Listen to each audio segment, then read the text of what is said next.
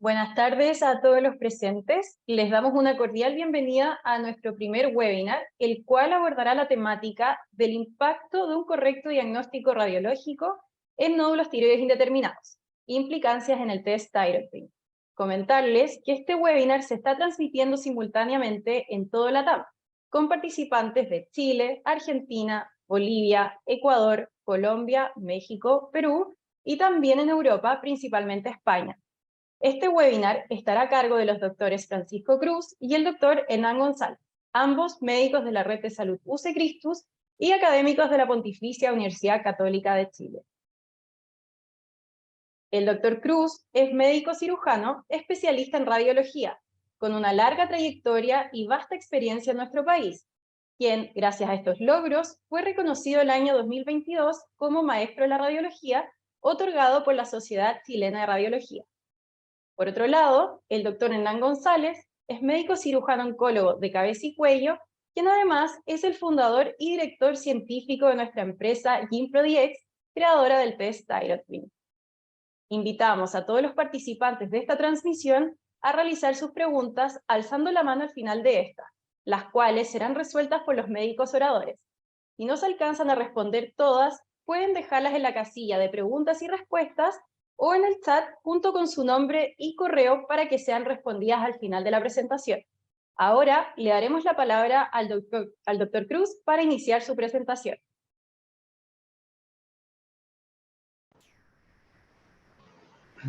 Hola, muy buenas tardes.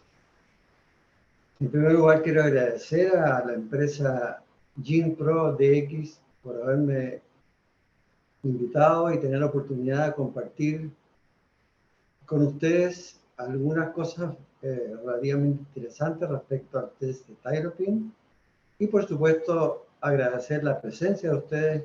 Sé que es un esfuerzo a esta hora conectarse, pero creo que vale la pena compartir algunas cosas que son interesantes y novedosas en este ámbito. El cáncer de tiroides tenemos que tomarlo hoy en día como un tema importante. Es el segundo cáncer, después del de mama, si consultamos a la Agencia Internacional de Cáncer y el Plan Nacional de Cáncer 2016-2028 del MinSal. Buena parte ha sido esto gracias al diagnóstico ecográfico, y una buena herramienta para aproximarse al diagnóstico es la ecografía y la punción biopsia diagnóstica, que se conoce como PAF. Ahora, existe el tema de los nódulos que son indeterminados. Después de aplicar esta técnica de biopsia o PAF o biopsia por aspiración, irremediablemente van a quedar un número de nódulos que son indeterminados y eso obviamente crea una situación de incertidumbre. Hagamos un pequeño ejercicio respecto a si son 4.400 casos de cáncer de tiroides por año y hacemos 10 de las funciones resultan ser cáncer de tiroides, eso implica que tuvimos que realizar al año 44.000 funciones. De acuerdo a las estadísticas, el 20% de estas funciones serán indeterminadas, es decir, caerán en el rango de incertidumbre. Y esto implica 8.800 nódulos indeterminados anuales, lo cual es un número nada despreciable. De estos 8.800 pacientes, el 70% será benigno, es decir, 6.660 pacientes. Y en estas circunstancias, estos 6.160 pacientes, una buena parte de ellos tenía que operarse con fines solamente diagnósticos, siendo el resultado final de la biopsia un nódulo benigno. Es esta incertidumbre la que viene a resolver el test de Thyroid. ¿Y cómo funciona? Detectamos un nódulo por ecografía, hacemos la PAF, se hace el análisis microscópico y se genera la categoría de la clasificación de Bethesda correspondiente. 70% van a ser Bethesda 2, es decir, benigno. Entonces, finalmente nos quedamos con un 20% de casos indeterminados y este es nuestro problema de incertidumbre. Aplicando el test en el fondo, un resultado benigno significa que se reduce el riesgo de cáncer de un 25 a un 5%. Y un resultado maligno significa que aumenta el riesgo de cáncer de un 25 a un 70%. Y ese es el gran avance de este test.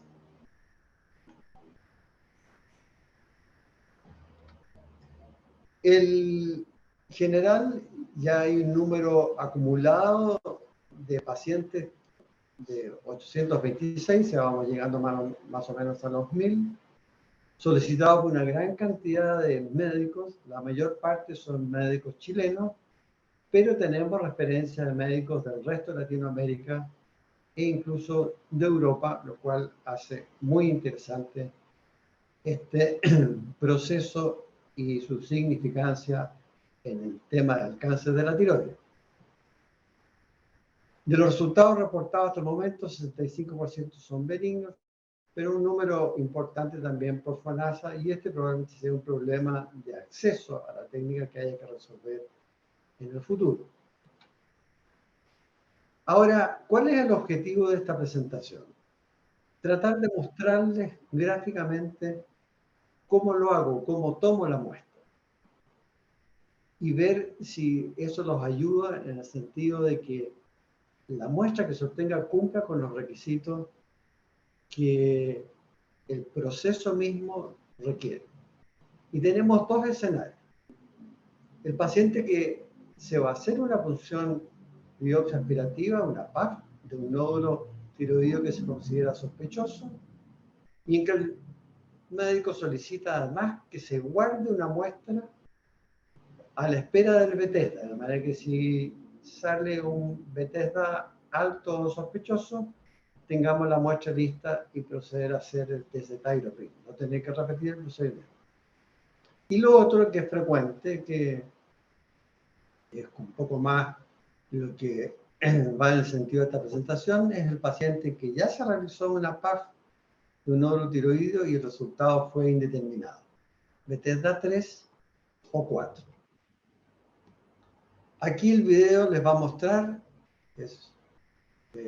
gráficamente algunas cosas importantes respecto a la toma, y desde ya hay que destacar que la muestra se recibe en un tubo muy pequeño. Hay que mezclarla, y mientras mejor es la mezcla, mejor es el resultado. Y si ustedes se fijan, hay un límite importante, que la muestra no debe exceder los 0,3 cc, es decir, es una muestra relativamente pequeña. Y esto asegura la preservación del material genético, ¿ya?, al mezclarse bien con el preservante celular que va en ese pequeño tubo recolector. ¿Ya? Ahora, para no pasarse del volumen, cada kit o pequeño tubo que trae el kit posee una línea roja que indica el volumen máximo al cual uno puede vaciar en este dispositivo. De manera que hay una limitante que es el volumen de muestra. 0,3 cc es un volumen relativamente muy pequeño. Ahora, ¿cómo lo hago y qué recomendaciones podría entregarles? Es lo que vamos a ver a continuación. Primero, nosotros invariablemente usamos anestesia local. No interfiere con el test, hace más confortable el procedimiento de biopsia en general, ya sea para realizar una PAF o un test Thyroid. El paciente tiene mucho mejor tolerancia y la anestesia es de poco volumen, y lo que persigue es lograr una buena insensibilidad de la cápsula tiroidea, que en realidad es una fascia muy inervada y que produce mucha molestia al mover la aguja. Utilizamos agujas finas, 24-25G, especialmente en nódulos hipervascularizados, porque la muestra tiene que ser de poco volumen. La aguja va a un conector para asegurar y poder monitorear adecuadamente el volumen de muestra. Inicialmente, especialmente si es una lesión muy vascular, la aspiración se hace simplemente por capilaridad, es decir, solamente se mueve la aguja sin aspirar. Si no se obtiene el volumen adecuado, se hace una aspiración suave y controlada con la jeringa para no sobrepasar el volumen sugerido.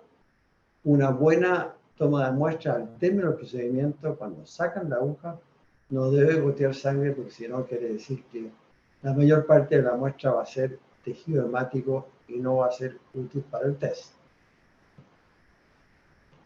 En el escenario 1, es decir, aquel paciente que viene a una PAF y nos solicitan guardar muestra, se recomienda primero tomar la muestra para el test de Thyroprine que vamos a guardar, que necesita poco volumen, ¿ya? Utilizando una aguja fina, 24G, ¿ya? Y así evitar manipulación de una muestra que tiende a coagularse en el intento de repartirla. Y después de eso, realizar la PAF utilizando una aguja de mayor calibre para obtener mayor cantidad de material celular y así obtengamos una muestra que sea suficiente para el diagnóstico y no insuficiente para el diagnóstico. Esa es la secuencia que normalmente seguimos. La muestra, la recomendación es tomarla por separado. Hay muchas personas que lo hacen y les va aparentemente bien, en que toman una sola muestra y la dividen o la reparten. Pero esa manipulación muchas veces genera algunos problemas. Es importante que para el test Thyroprine es bueno no entregar un coágulo en el tubo, porque es mucho más difícil que se mezcle el preservante con el material obtenido. Aquí vemos un video explicativo. Después de limpiar el cuello, ustedes ven que aquí yo estoy solamente moviendo la aguja, no estamos aspirando ese aire para vaciar la muestra. Ahí ya hay más o menos 0,2 a 0,3 cc. Ahí voy monitoreando de que no entre mucho volumen de muestra. Y si logro obtener, estoy vaciando lo obtenido ahí en el tubo contra la pared, de tal manera que entre suave y se mezcle con el preservante. Ahora, para hacer este test es importante, obviamente, al igual que para hacer la PAF, conocer los aspectos diagnósticos y ecográficos de un nódulo tiroideo. Y cuando les deriven un paciente a realizarse el test, es importante analizar ecográficamente el nódulo y obviamente ubicarlo aplicando las escalas de riesgo de malignidad existentes. Y para eso tenemos unas escalas de riesgo. Una es el TIRADS original, se llaman TIRADS, bien derivado del BIRADS. Y este TIRADS original fue creado por la doctora Horvath y su grupo en la clínica alemana, basado en patrones radiológicos, es extremadamente útil y permite una muy buena clasificación de riesgo. Y usamos también un TIRADS que viene de Norteamérica, del Colegio Americano de Radiología, que está básicamente basado en un score, sumando puntos. Ambos tienen sus ventajas y desventajas, pero la combinación de ambos es bastante buena. También hay que estar familiarizado, por supuesto, con la clasificación de riesgo de Bethesda y entender bien algunas frases del informe del patólogo que nos orientan hacia mayor posibilidad de benignidad o malignidad. Si ustedes se fijan bien, lo que se entrega es un informe muy completo, gráficamente agradable a la vista y tenemos la posibilidad de que el paciente tenga un resultado benigno, y si ese resultado es benigno, se considera para fines prácticos Bethesda 2. Y eso lo que significa es que solamente requerimos de seguimiento ecográfico. Ahora, ¿puede tratarse un paciente con resultados sospechosos de malignidad por el GES? La respuesta, sí. Se pueden operar por el GES con el diagnóstico sospechoso de malignidad. Y eso es un gran avance desde el punto de vista del test porque da mayor acceso a los pacientes para poder tratarse. Muchas veces no es posible en todos lados. Ustedes se fijan, entrega algo bien obvio que dice un puntaje, alta sospecha de cáncer, riesgo mayor del 75%, y lo emula a categoría 5 de Bethesda, y con eso el paciente tiene un documento gráfico importante, creíble, del riesgo de malignidad del nódulo que se está estudiando. Veamos algunos casos que ilustran un poco lo que yo les he hablado. La mayoría de estos nódulos indeterminados, Bethesda 3 y 4, que son los nódulos que nos crean esta incertidumbre, entran en la categoría tierras 3 o 4, más tirado para el 4. Con un patrón neoplásico simple definido según el TIRAS chileno, de la doctora Horva, o sospechoso.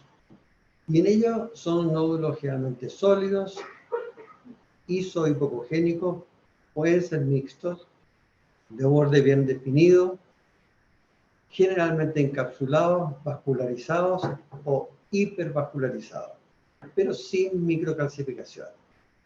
Pueden tener macrocalcificación, pero en general no tienen microcalcificación. El caso 1, este es el nódulo sólido, isoecogénico, de la misma unidad de la tiroides, y está bien delimitado por un halo hipocogénico fino, es un nódulo homogéneo, y tiene una vascularización periférica. De la periferia se descuelgan algunos finos vasos hasta el centro.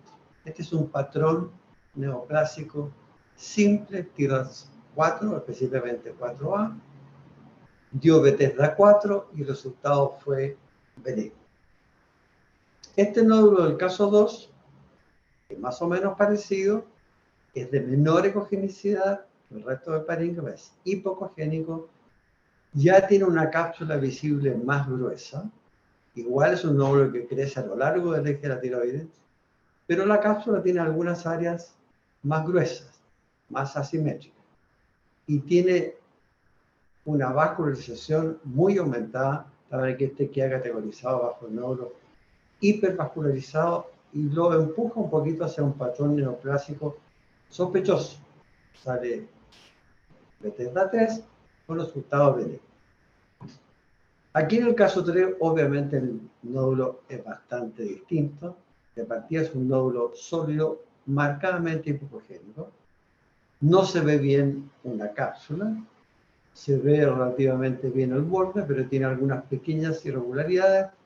Y aquí, una signo importante, la vascularización es de predominio central, que es un signo de sospecha de malignidad. Este resultó ser un Bethesda 4 con un patrón maligno. El caso 4 es un nódulo bien difícil de analizar, de partida es esférico, lo cual ya lo hace sospechoso. Tiene una cápsula gruesa. La ecogenicidad es heterogénea, tiene un patrón mosaico, tiene áreas más ecogénicas, isoecogénicas, menos ecogénicas. Tiene una pequeña extensión aquí a nivel de la cápsula y tiene una vasculación periférica con un vaso penetrante. Y esto lo hace ya tener un patrón neoplásico sospechoso, o un poco más allá podría tener un patrón maligno tipo A, que se llama. Todo esto dentro del TIRAS 4, y ustedes se fijan que salió un Bethesda 3 con resultado benigno. Aquí lo único importante es que el seguimiento, a pesar del resultado, tiene que ser estricto para ver el comportamiento de este nódulo. En los nódulos vascularizados e hipervascularizados hay un problema serio en tomar la muestra, que uno puede obtener gran cantidad de sangre en la muestra. Y eso es lo que queremos evitar. Y para que no se exceda el volumen recomendado, usamos una aguja fina. Ahora, fíjense en algo que es importante en estos nódulos. Este nódulo es un Bethesda 4 benigno, que lo vimos adicionalmente. Este tejido que ven ustedes acá, este tejido que ven ustedes en el nódulo, es un tejido friable. Generalmente son nódulos hiperplásticos, coloidiosos, algunos pueden resultar ser adenoma. El tejido es blando, tan blando es que ustedes ven que la aguja deforma al entrar al nódulo, ¿ya? Y este exceso de vascularización lo que hace, como pueden ver aquí en el video, es que cuando entra la aguja, aquí hemos ya terminado de hacer la función, se produce un conducto aquí, se crea una especie de canal vascular que comunica o que deja el trayecto de la aguja comunicado a una arteria periférica en el nódulo. Y eso es lo que hace que si ustedes persisten tratando de tomar la muestra de aquí, todo lo que van a aspirar es sangre, porque en la práctica se ha creado una pequeña fístula entre un vaso venoso del nódulo y una arteria periférica del mismo nódulo. Y eso es muy importante, saber qué ocurre en una gran cantidad de los nódulos que son blandos, friables y vascularizados.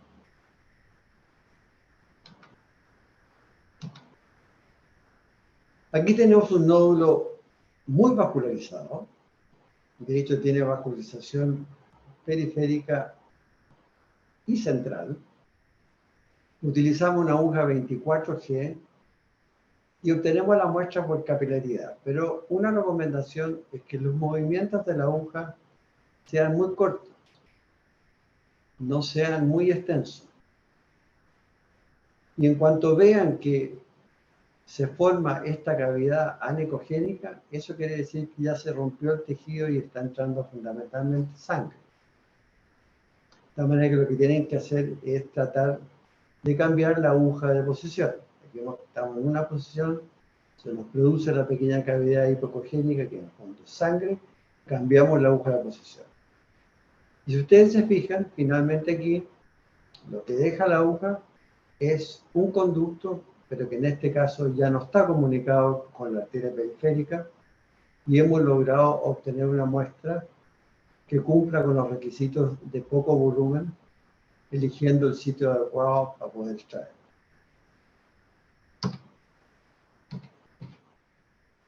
Ahora, estos nódulos pueden ser extremadamente friables. Aquí tenemos un nódulo en el istmo, es un nódulo isoecogénico o hiperecogénico, bien delimitado, prácticamente tiene una cápsula muy poco visible. Y se fijan ustedes, aquí hemos colocado la aguja, ahí está la aguja, una aguja muy fina, y en cuanto colocamos la aguja, instantáneamente se forma un hematoma intranodular que en cosa de segundos crece, y todo lo que tenemos aquí es un gran hematoma intranodular, y si insistimos en aspirar de aquí, solo vamos a obtener sangre.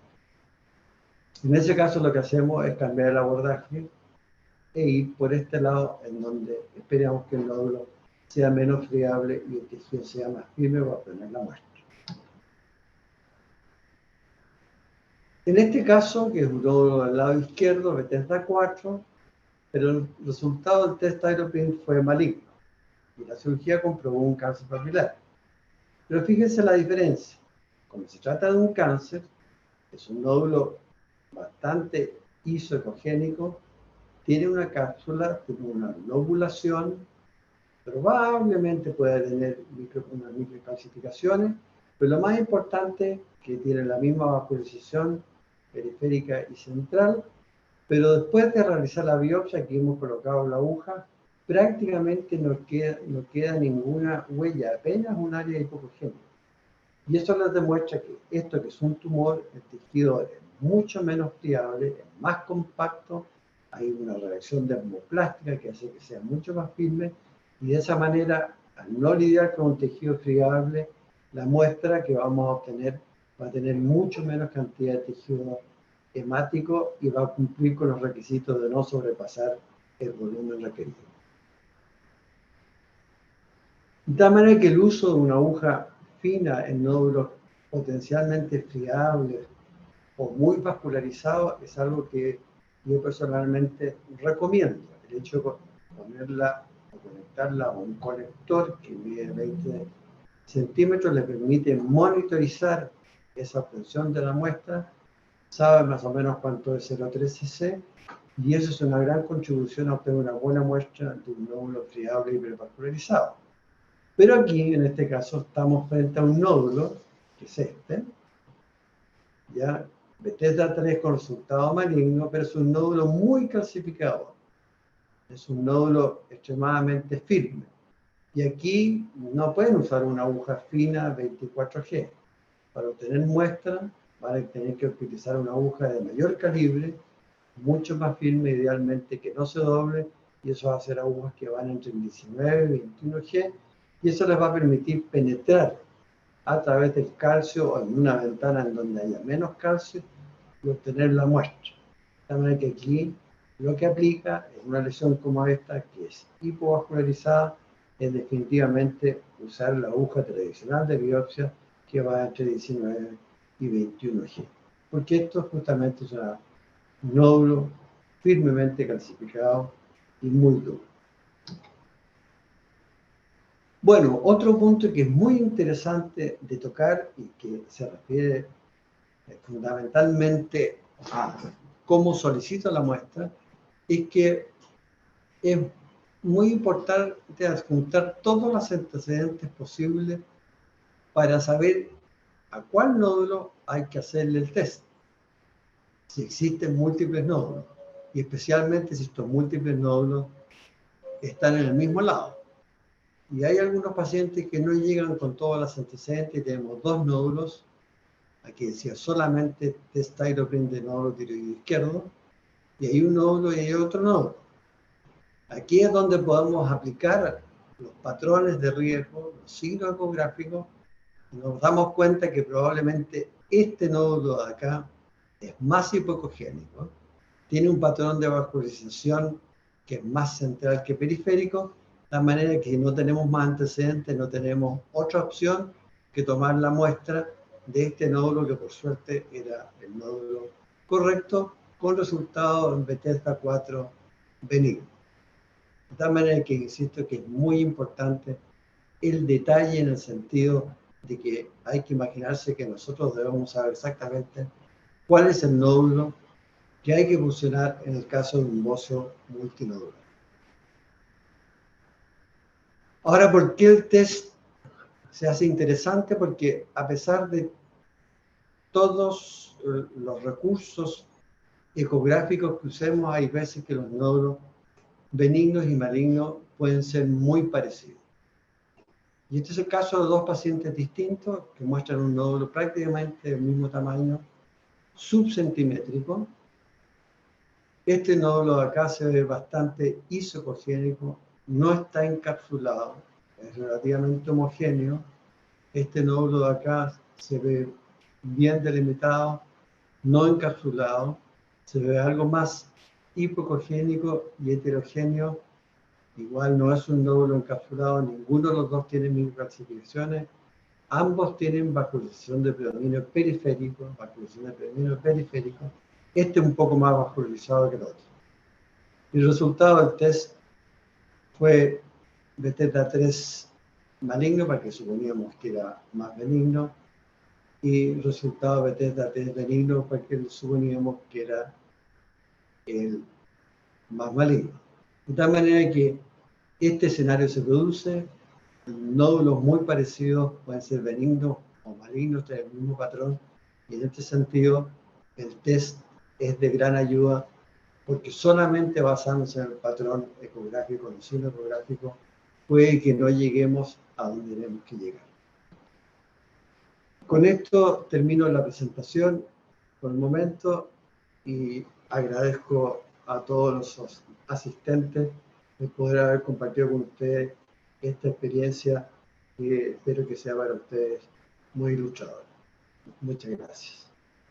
Muchas gracias, doctor Cruz, por su presentación. Recuerden que las preguntas podrán ser respondidas al final de este webinar alzando la mano. Ahora le damos la palabra al doctor Hernán González para que inicie su presentación. Muchas gracias, Francisca. Bueno, una de las primeras cosas y me han preguntado muchas veces es que cómo surgió la idea de ThyroPrint y cómo se realizó.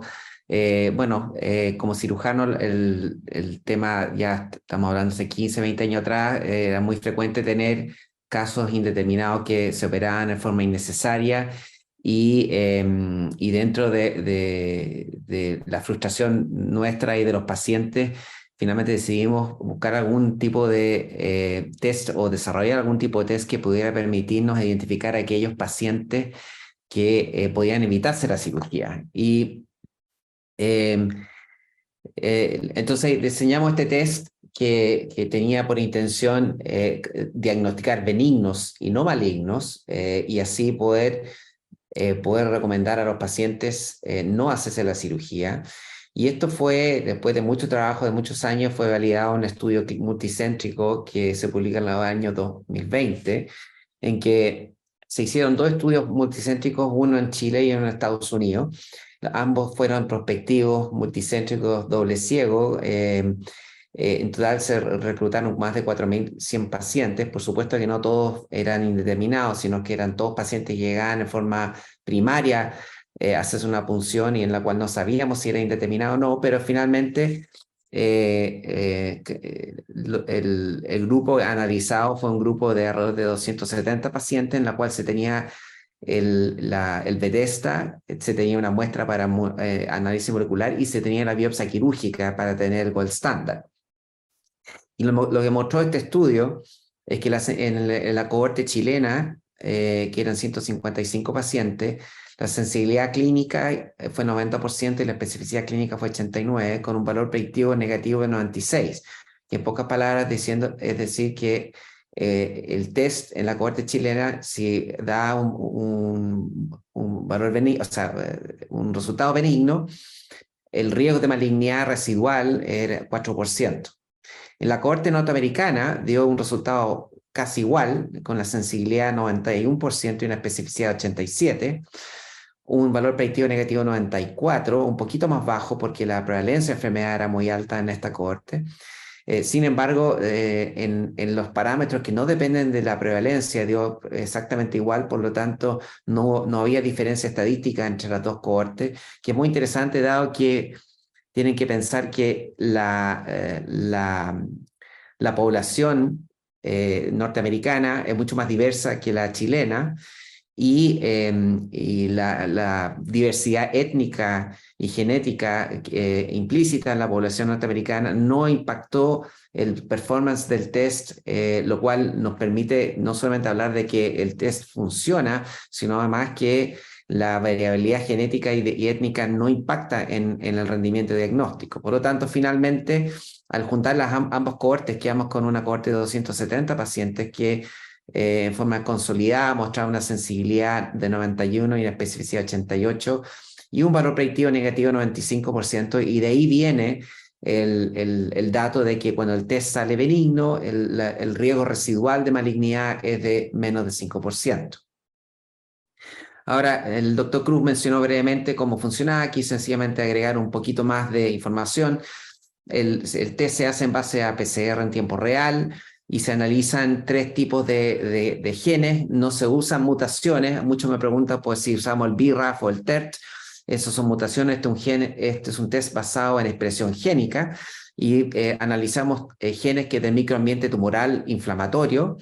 Después hay un componente que analiza genes que están relacionados con el epitelio tumoral, y finalmente hay 2 genes que tienen que ver con el algoritmo y estabilizan matemáticamente el análisis de la información.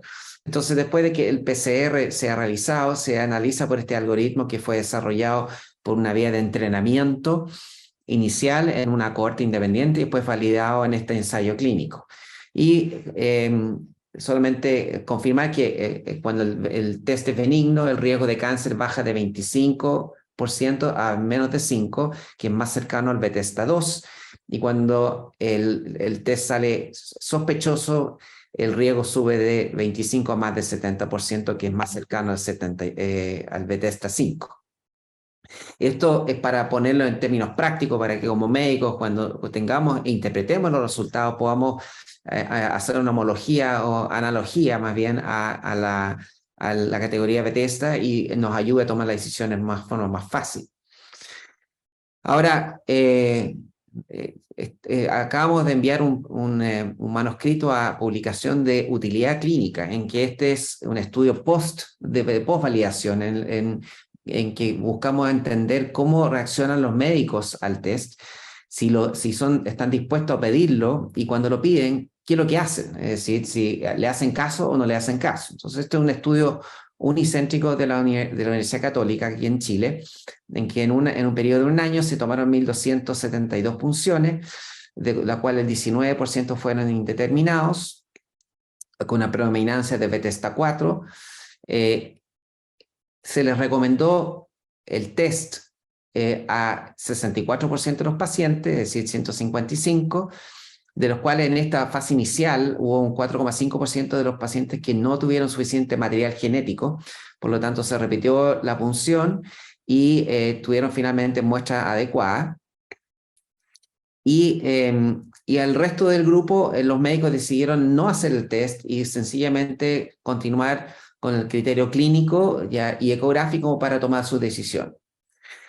En este grupo no testeado, el 36% de los pacientes no se hizo cirugía y la mayoría de esto fue porque tenían un Bethesda 3 y tenía una lesión folicular de significado incierto, o sea, un FLUS, que obviamente en general sabemos que son de menor riesgo.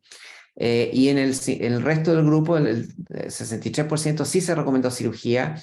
Y ustedes pueden ver que la tasa de malignidad en este grupo fue 32%, que es un poquito más alto de lo que vemos habitualmente, pero está dentro del rango de lo que nosotros vemos de los pacientes con nódulos indeterminados. Por otra parte, en el grupo que se realizó el test, el 67% fue llamado benigno. Esto es lo que llamamos tasa de diagnóstico benigno. De este grupo, después de 18 meses de seguimiento, 99% no se había operado, es decir, el médico cambió su conducta. Un solo paciente se operó después de 6 meses por crecimiento de nódulo que finalmente resultó ser benigno, un adenoma folicular. El grupo restante en que salió sospecha de malignidad, todos los pacientes se sometieron a cirugía y de estos el 71% finalmente fue maligno. Entonces ustedes pueden ver que sin el test la malignidad era 32% y con el test la malignidad subió a 71%. Entonces demostrando que el test está verdaderamente moviendo la aguja y por otra parte 2/3 de los pacientes no se están operando con el test. Entonces una forma de ilustrar esto es que en pacientes que alternativamente irían a cirugía en ausencia del test, cuando se aplica el test, aproximadamente 2/3 de ellos no se operaría. Por supuesto que falta más tiempo de seguimiento, pero la tendencia es que la mayoría de estos pacientes finalmente persisten sin cirugía y en seguimiento a lo largo del tiempo, lo cual es el objetivo primario de este test, de evitar la cirugía a largo plazo. Ahora, sin duda que la cirugía innecesaria tiene un impacto muy importante, que obviamente entendemos que es los riesgos quirúrgicos a los cuales están sometidos los pacientes, especialmente en aquellos centros cuando los cirujanos no tienen gran experiencia, en que los riesgos de alteraciones de la voz por lesión del nervio laringeo recurrente o trastorno del calcio, ¿no es cierto?, por el daño de las paratiroides es una realidad. El hecho de tener que someterse a suplementación hormonal de por vida, sobre todo en los sistemas públicos, las largas listas de espera y obviamente el impacto económico.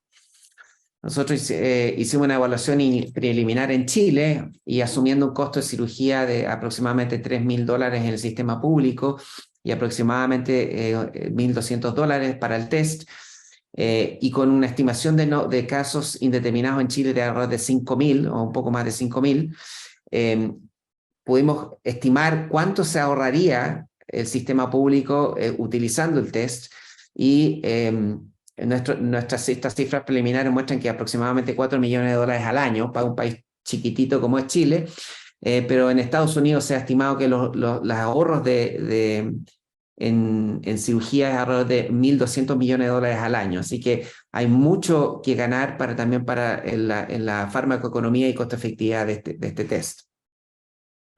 Ahora, siguiendo un poco con lo que el doctor Cruz mostraba, solamente voy a referirme a algunas consideraciones prácticas en el uso del test. En el caso de tener un nódulo indeterminado, lo que siempre recomendamos es volver a mirar la ecografía, o sea, volver hacia atrás para ver cuál es el patrón ecográfico que se observa. Si el patrón ecográfico es de alto riesgo con TRAX 5, en general no recomendamos hacer el test porque la probabilidad de ser maligno es tan alto que el test no aporta mucho. Por otra parte, el grupo que es de muy bajo riesgo, con un TRAX 2, o que pueden tener una lesión folicular de significado incierto, el conjunto de estos dos hallazgos podrían permitir que uno no tenga que hacer el test dado que el riesgo es muy bajo. Y el mayor valor está en aquellos pacientes que tienen el riesgo intermedio de TRAX 3 y 4, en donde la incertidumbre persiste y el test puede aportar valor. Así que en resumidas cuentas, la sugerencia es, cuando nos encontramos con un nódulo indeterminado y tenemos el acceso a usar el test, antes de pedir el test, considerar el riesgo ecográfico, considerar el estatus del paciente. Por ejemplo, no es lo mismo un paciente de 20 años o un paciente de 87 años, si uno quiere usar el test o no. Y finalmente las preferencias del paciente, porque algunos pacientes van a decir, doctor, tengo mucho miedo, no quiero saber más de este nódulo, por favor sáquemelo. Y en ese caso probablemente recomendar el test no tiene mucha utilidad porque el paciente va a estar muy angustiado y su calidad de vida no va a mejorar. En cambio está el otro extremo de pacientes en que quieren evitar la cirugía a toda costa, en que piden hacerse el test independiente del riesgo. Entonces, esta conversación con los pacientes es muy importante para poder también estimar cuál va a ser el beneficio desde el punto de vista de la calidad de vida del paciente. Entonces, voy a, para terminar, mostrar algunos casos clínicos. Aquí es un hombre de 59 años con un nódulo de 1,2 centímetros, cuya punción mostró un Bethesda 3 plus. Entonces, las opciones, según las recomendaciones de la ATA de 2015, es que en estos pacientes puede ir desde la vigilancia activa y repetir la punción, hasta un test molecular o cirugía en algunos casos. En este caso, nuestra recomendación fue test molecular, con lo cual el paciente estuvo de acuerdo. Entonces se realizó el test y finalmente el score fue muy bajo, por lo tanto fue benigno, y el paciente después de 19 meses de seguimiento sin modificaciones en el tamaño del nódulo, ni con cambios en las características tampoco. Este segundo caso es un caso de una paciente de 38 años que está en seguimiento clínico por un cáncer de colon. Y en un PET-CT se detectó un incidentaloma en la tiroides, en el lóbulo tiroideo derecho, en que el SV del PET mostró ser de 20, con un nódulo de 1,6 centímetros y cuya punción mostró Bethesda 4, y con este patrón ecográfico de riesgo intermedio. Y en este caso las alternativas eran test molecular y cirugía. Nosotros, dado el SV de 20 y el riesgo intermedio, más para alto de esta ecografía, recomendamos cirugía directa. Sin embargo, la paciente ya estaba cansada de cirugía después de la cirugía de colon, así que optó por hacerse el test. Y el test salió sospechoso y la paciente se sometió a una lobectomía, y el reporte patológico mostró un cáncer papilar variante usual. Y este tercer caso, una mujer de 47 años con un nódulo de 2,4 centímetros, Bethesda 3, con atipía de significado incierto. Pero solo quiero precisar que la atipía de significado incierto era arquitectural y no nuclear. ustedes saben que la etiopía significa un cierto nuclear, es de mayor riesgo de malignidad que la arquitectural, por lo tanto eso es un elemento a tener en cuenta. Y en esta paciente en particular era arquitectural y no nuclear. Nuevamente, la recomendación en este caso era desde repetir la punción, test molecular o lobectomía, considerando que el otro lado de la tiroides no había ninguna otra imagen. Aquí hubo coincidencia entre el paciente y el médico para hacerse el test y salió benigno y continúa el seguimiento. Y para terminar, este último caso, una mujer de 47 años con un nódulo 1,6 centímetros, con un Bethesda 4, de alta sospecha de malignidad en el TRAX, irregular, hipocogénico, y por el Bethesda, el test molecular podía ser recomendable, pero nuestra recomendación fue cirugía directa. Nuevamente el paciente no escuchó razón y pidió hacerse el test, el cual mostró también un cáncer papilar variante usual. Muchas gracias. Muchas gracias, doctor González, y nuevamente agradecerles a ambos por esta instancia académica que esperamos haya sido muy provechosa para toda la audiencia. Ahora daremos inicio a la ronda de preguntas. Por favor, los invito a alzar la mano e iremos dándole acceso al micrófono.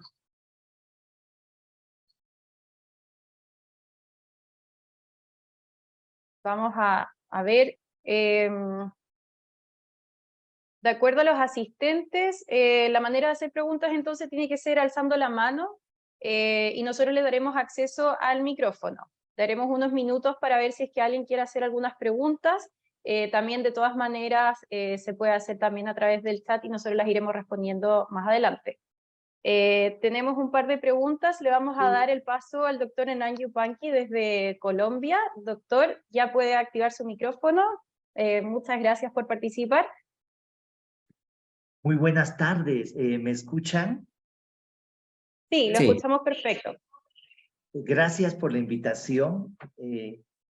Estamos sumamente interesados en estos test moleculares. La pregunta es, nosotros en Bogotá, en los reportes de ecografías, tenemos, por ejemplo, en cualquiera de los pacientes que presentó el doctor González, en una ecografía sale Bethesda 3, en otra sale Bethesda 4. Entonces, no sé si el doctor, viendo estas divergencias en los informes de ecografía y teniendo un nódulo algo sospechoso, sería otra indicación, estas ecografías contradictorias, ¿no? Más una sospecha mínima o media, es hacer la prueba molecular. ¿Qué pensaría el doctor? Muy buena pregunta. Lo que hay que recordar es que cuando un paciente tiene un Bethesda 3 o 4, nos encontramos con incertidumbre y que en ausencia de alternativa, en muchos casos puede haber una recomendación de cirugía, ya sea de preferencia de recomendación directa del médico, o en algunos casos los pacientes están muy sensibles a este tema y esta incertidumbre no la toleran y piden operarse. Ahora, la idea del test es evitar la cirugía, lo que queremos es acercarnos lo más posible a una condición de benignidad o que la evidencia acumulada hable de benignidad. Y por lo tanto, un paciente que tiene un nódulo ecográficamente de riesgo intermedio bajo, con un Bethesda 3 o 4, nos parece que si la incertidumbre realmente existe, el test sí aporta valor. Y hay que entender que el test no es absoluto, no son sensibilidades, especificidades perfectas, pero cuando el test muestra un diagnóstico benigno, la probabilidad baja a menos de 5%. Esa es la probabilidad con la cual uno está trabajando con los pacientes. Es decir, le puede decir con mucho más certeza para tomar la decisión clínica. Ahora, siempre prima el criterio clínico, es decir, si usted, doctor, siente que con la pura citología y la ecografía le alcanza para sentirse cómodo, que la probabilidad de malignidad es muy baja, en ese caso yo recomiendo no hacer el test porque el juicio clínico es suficiente. Pero si la incertidumbre es suficientemente incómoda, el test es de mucha utilidad para poder reforzar la percepción de benignidad y evitar la cirugía diagnóstica. Y en muchos casos, para muchos médicos van a preferir eso solamente por seguridad. Entonces, esto es un elemento adicional o una capa adicional de seguridad diagnóstica en forma exhaustiva, aportarle valor diagnóstico al paciente. Muchas gracias. Muchas gracias, doctor González, por su respuesta. Le vamos a dar paso a la doctora Cristina Goens, que también tiene una pregunta. Doctora, ya puede iniciar su micrófono. Hola, muchas gracias. Muchas gracias por la excelente presentación, doctor Cruz y doctor González. Mi pregunta era una pregunta práctica. El tema de almacenar la muestra. Nosotros, en fondo, cuando pedimos una muestra para Thyroid Print, entonces no sé cuál es el costo o la dificultad que tiene eso. Esa es mi pregunta. Ya, te perdimos un poquito ahí, Cristina, pero si entendí ¿Sí? bien, ¿Aló? tu pregunta tiene que ver con una es la guarda de la muestra y Sí, la porque otra. si se pudiera le guardaríamos a todos, ¿no? Ya, ahora entiendo. Claro, lo que ocurre es que, y aquí el doctor Cruz puede decir mucho más que yo, es que, es muy útil usar la ecografía para decidir si guardar o no. Claro, porque lo ideal sería poder guardarle a todos, pero si ustedes piensan para un nódulo que es claramente benigno ecográficamente o claramente maligno, probablemente no tiene utilidad y hay un gasto innecesario en guarda de muestras. Quizás, Pancho, podrías tú comentar en respecto a qué haces tú normalmente para decidir sobre la guarda de muestras. Claro, Hola Cristina, ¿cómo estás? El guardar la muestra en el fondo es un proceso que lo hacemos bien sistemático, ¿ya? En el sentido de que a la gran mayoría de los pacientes finalmente les guardamos.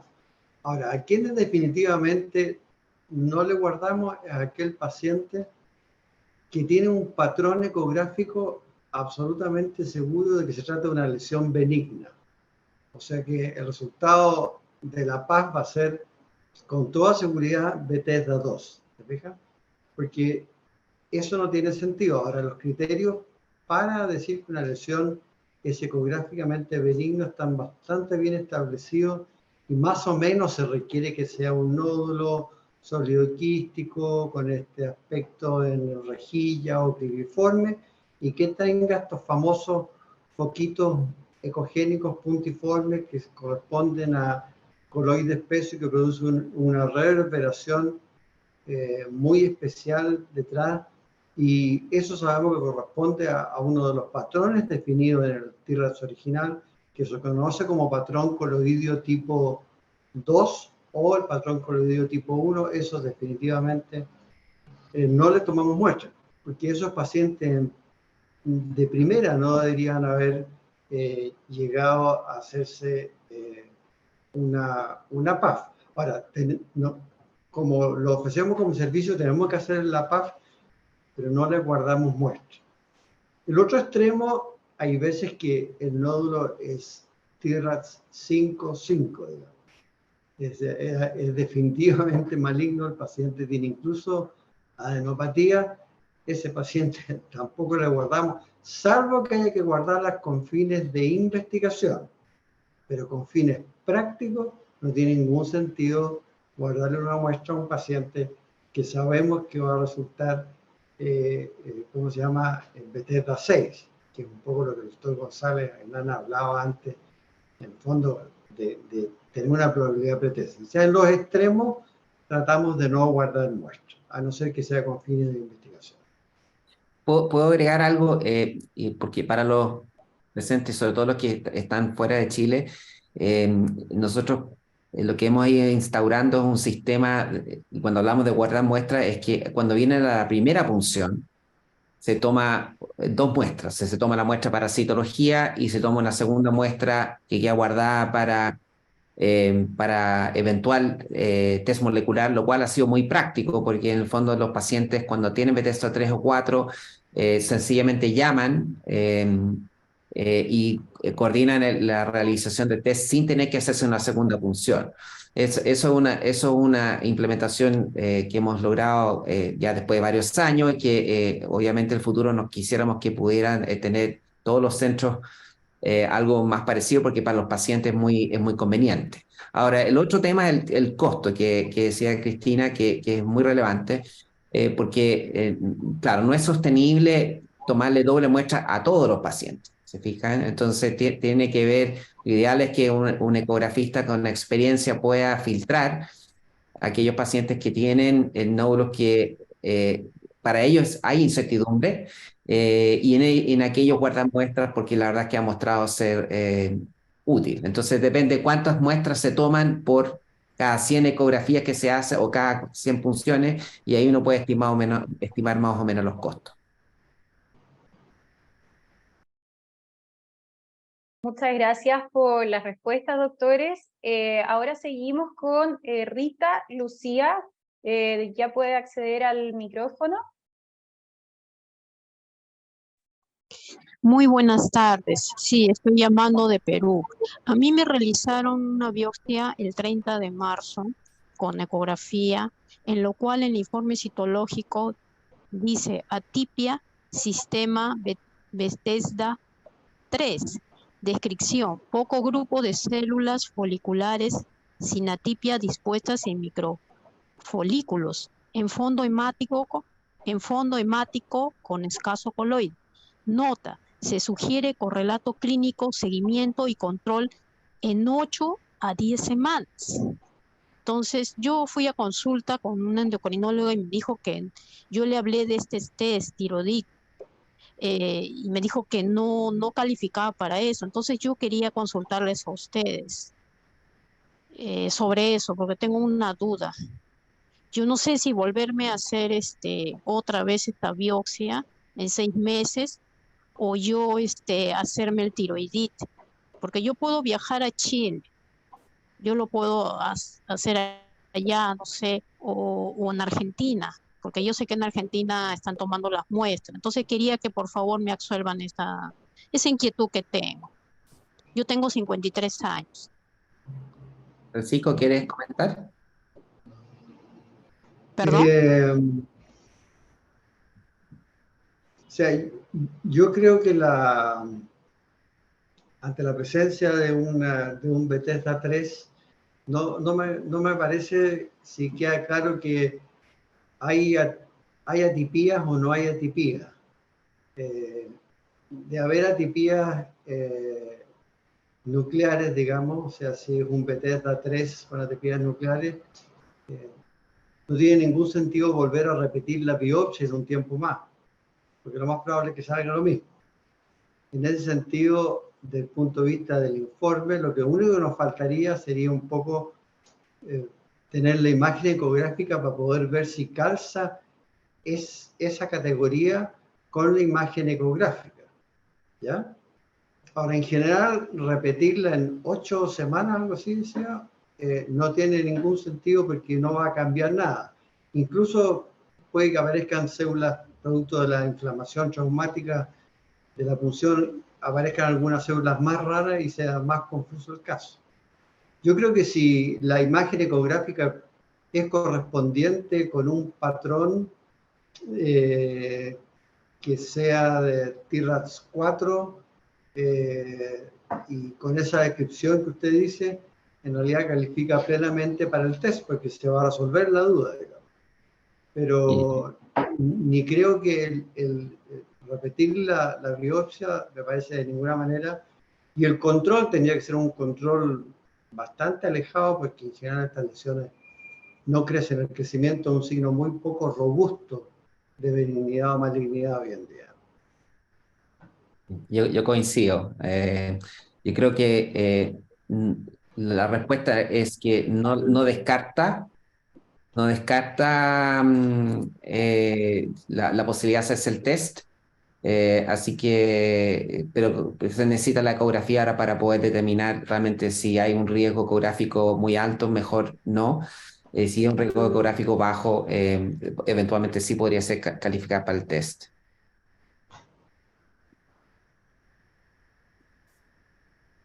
Perfecto, muchísimas gracias.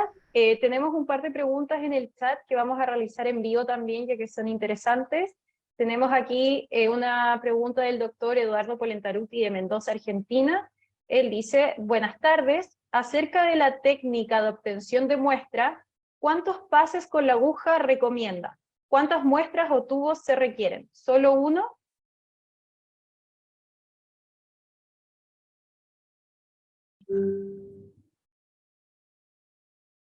Voy a realizar la pregunta de nuevo porque se estuvo desconectando un poco el internet. Tenemos al doctor Eduardo Polentaruti desde Mendoza, Argentina. Él pregunta, buenas tardes, acerca de la técnica de obtención de muestra, ¿cuántos pases con la aguja recomienda? ¿Cuántas muestras o tubos se requieren, si es solo uno o no?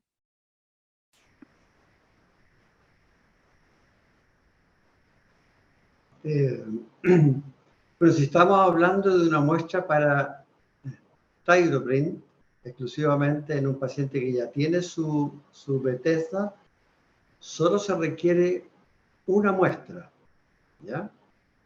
Una muestra bien tomada, y acuérdense que la limitante más importante de esta muestra es el volumen, y que esa muestra, uno al ponerla en el tubo que tiene el preservante, todo eso se puede mezclar bien, de manera que concretamente es una muestra.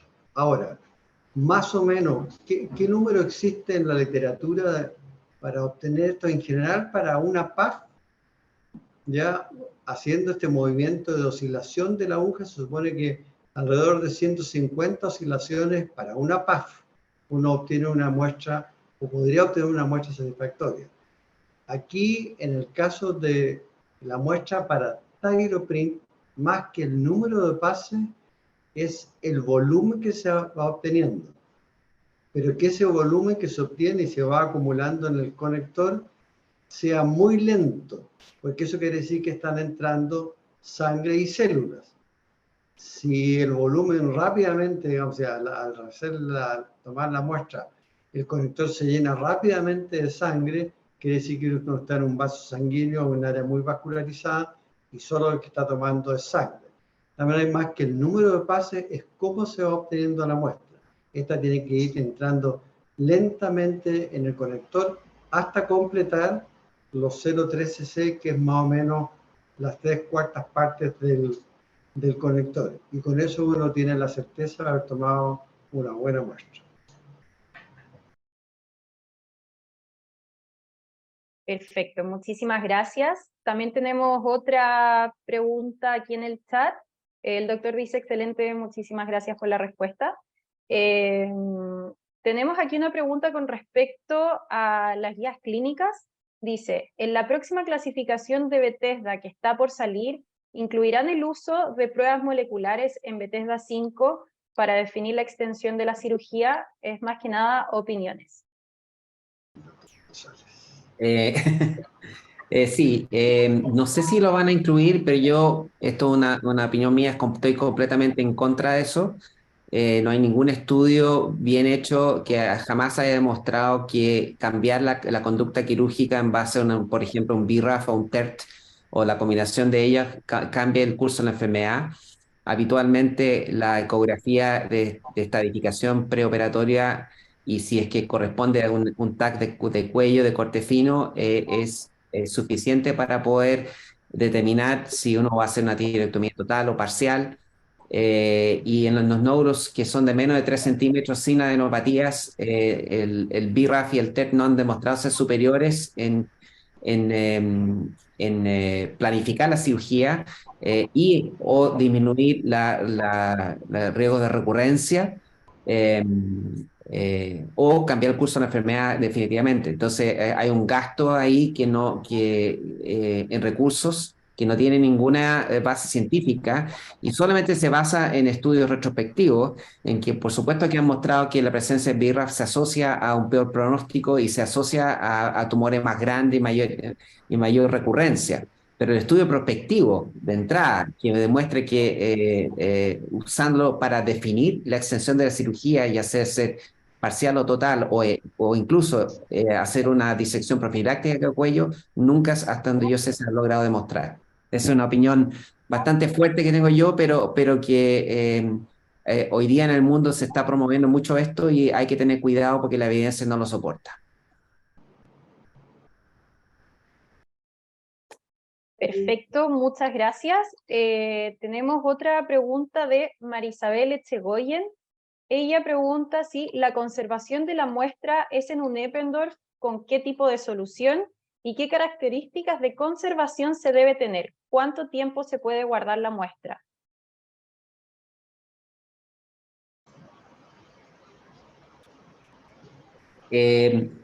A 4 grados la muestra dura 2 semanas.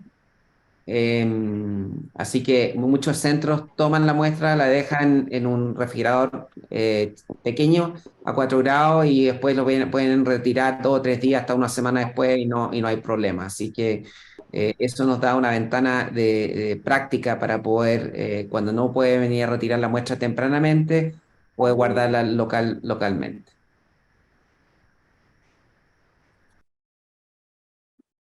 Bueno, en este momento damos pie para ver si alguna otra persona quiere hacer alguna otra pregunta alzando la mano. Si ya no hay más preguntas, vamos a empezar a finalizar este webinar. Así que esta sería la última instancia, si no, nuevamente vamos a poder responder todas las preguntas al finalizar este webinar a través de los correos que nos indiquen sin ningún problema. Por el momento ya no tenemos más preguntas. Así que en este término del webinar, primero que todo, muchísimas gracias, doctor Cruz, aquí presente, doctor Hernán González también presente. Sin duda que esta instancia académica es de una importancia grande también para nosotros como GynProDX, porque es nuestro primer webinar. Esperemos que no sea la primera instancia, sino que vengan muchas más. Agradecerles también a los más de 100 conectados que tuvimos hoy en este webinar. Muchísimas gracias a todos y los dejamos invitados a estas próximas oportunidades que se generen, ojalá en un futuro muy próximo. Así que muchísimas gracias a todos. También estamos recibiendo bastantes felicitaciones por el chat para que también le lleguen a los doctores aquí presentes. Así que damos ahora sí por concluido este webinar. Muchas gracias.